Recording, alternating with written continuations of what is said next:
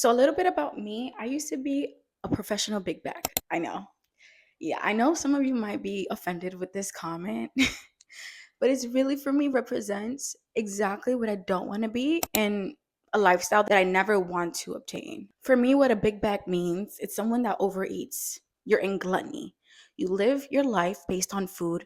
Your entire activities, it's about food. Whether you go to the gym, you're thinking about food. You're meeting up with a guy, food. Friends, food. So everything around your life just revolves around food. By the thumbnail, you guys seen my before and after. My entire life, I weighed 110, literally 110. I got to high school and I became a professional big back. I mean, everything in my life revolved around food. I met up with my besties, food. Went to the mall, food.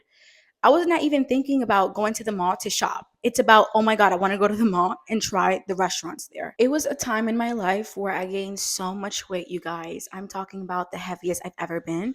And that was after a toxic relationship.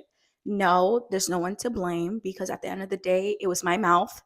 I was the one vacuuming that food, okay? Being a big back actually made me overeat, have a binge eating disorder, and honestly, it just made my entire life just thinking about food, like I said. It was a disgusting feeling because looking back, it was something that it was like an autopilot. You was not thinking about anything else. You woke up, oh, breakfast. When I was a big back, I had friends that literally were also big backs, no shade. And honestly, looking back, they also supported my big back behavior and vice versa because we were all big bags. We were all just revolving our life around food, trying different restaurants, and never really having a stop button because all we did was entertain big bag behavior. 2018 was my biggest year. Like, I honestly gained so much weight. I literally was about 200 pounds. And it wasn't until I graduated high school in 2017 that I literally was like, okay, I need to lose weight. I never really decided though.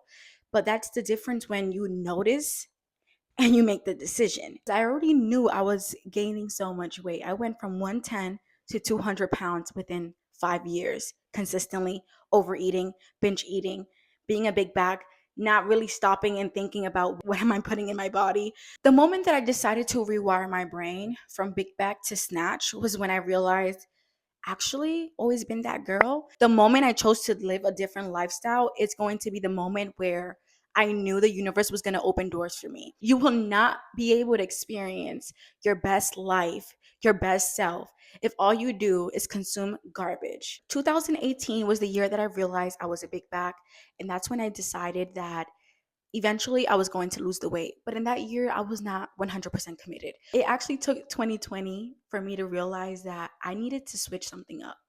I decided to rewire my brain into believing I was skinny, into believing I was a healthy girl. The moment that I decided to rewire my brain into being a skinny girl is the time that I realized I'm taking my power back from the distractions, taking my power back from the big back friends, taking my power back from the big back activities. The moment that I decided that, that's when the most, oh my God, that's when the most distractions came in. I mean, I was getting invited almost every weekend. And of course, food was like the main character. And I'm like, wow, the moment that you really decide, you're going to be tested. You're going to be tested immediately.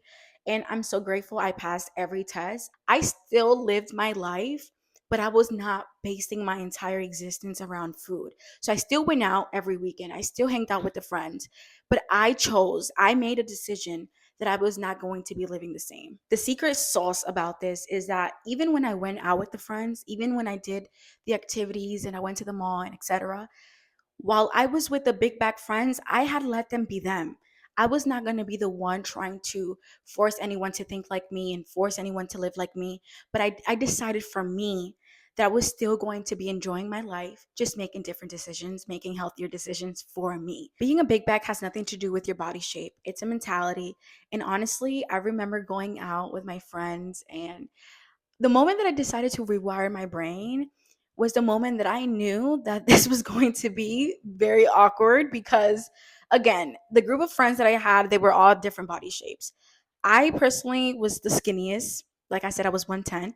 But eventually, within 5 years, I became the heaviest. They kept inviting me out. Like I said, I never said no. I continued living my life, continued to have fun. One thing that I did that really helped me a lot was when we did make plans to go out to a restaurant or whatever the case may be, and I knew we were going to eat, I decided to always look up the menu beforehand just for me to be prepared and prepare my mindset to know what I'm going to be ordering off the menu. So I won't look kind of awkward or, just judgy, because at the end of the day, like I said, I'm not trying to make anyone live the same lifestyle as me. Again, they were all different body shapes. They all had a different mentality, but they all had a big back mentality. I was never the type to be like, yeah, I'm on a diet, so I can't eat that. No, I decided to always look up the menu beforehand. So when I got there, I already knew what I was going to eat. I knew it was going to be on the same level as my calorie deficit. I knew that I was not going to look weird or awkward in front of my friends, and I didn't want them to judge me. So I still did that over and over and over again, which eventually they actually took notice. They were like, I remember we were at Olive Garden or Panera, one of those, and one of my friends was like, "Oh my God, you always used to order a Coke. Why are you ordering a green tea?" And I was like, honestly, I just been loving green tea recently. So I didn't go in depth. I didn't overshare, because at the end of the day, this was a journey for me that I wanted it to be personal. Like I said, I didn't want anyone to feel like I was judging them. If you also have big back friends and you don't really want to miss out, I suggest to do this tip, and it's always look up the restaurant menu beforehand, just so you won't be awkward or, feel weird or just feel like you're judging them. You don't want to be misunderstood by your closest peers. So that's one of my top secrets that will always follow. Till this day, I still do it, and I'm going to still do it forever because it has helped me so many times. Once you made the decision to not be a big back, you need to start de-influencing yourself from big back habits. Like I said, I don't go into the restaurant, order right away. I always look up the menu beforehand. That's one thing that I always do. Another thing that I always do is every morning or every night, I drink lemon with water, which helps me kill a lot of sugar cravings. De-influencing yourself from big back habits is a game changer. Honestly, this goes hand in hand with a 15-minute rule that I do.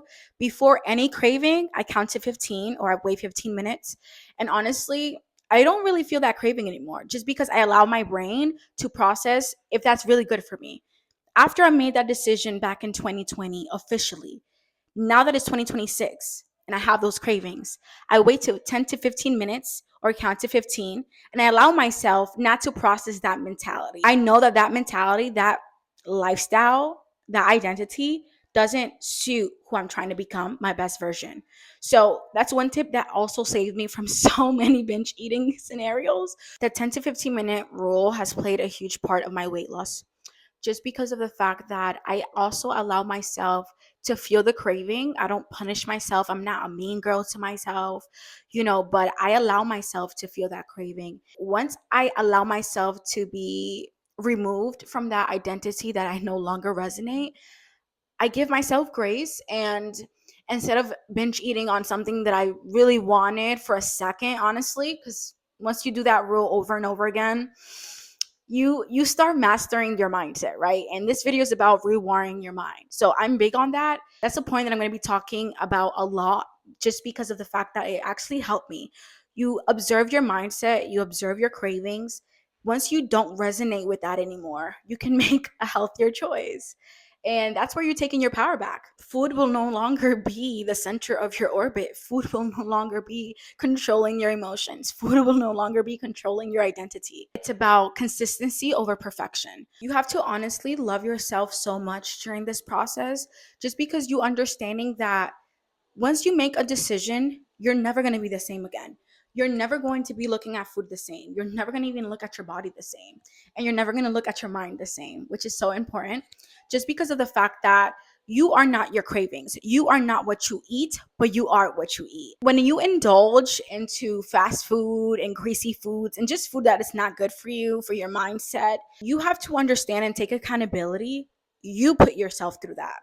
And I know it's a hard pill to swallow, because we as a society don't want to take accountability. And that's just the truth. I'm going to be your big sister. I'm going to give you tough love. And I'm going to remind you, you are not your cravings. Consistency over perfection has always been my number one statement throughout my weight loss journey, just because I give myself grace and I allow myself to have a cheat meal once a month. And it's not like I'm doing this to punish myself, but I'm actually doing this to free myself from one of my biggest addictions, which was food. Understanding what consistency over perfection means to you, honestly, it's going to give you so much confidence, and you're just going to have so much positivity just surrounding you because you know that you are in charge of what you consume. You are in full control of what you entertain, whether that be food, and that goes hand in hand with the people that you surround yourself with. To end this video, I want to remind you guys that what you consume will show in your physique. This video is actually for the baddies that want to change their lifestyle, want to improve, want to look better, feel better, and really want to have a feel of what freedom tastes like. Hope you guys really enjoyed this girl talk. Stay tuned and subscribe for more videos like these. Toodles!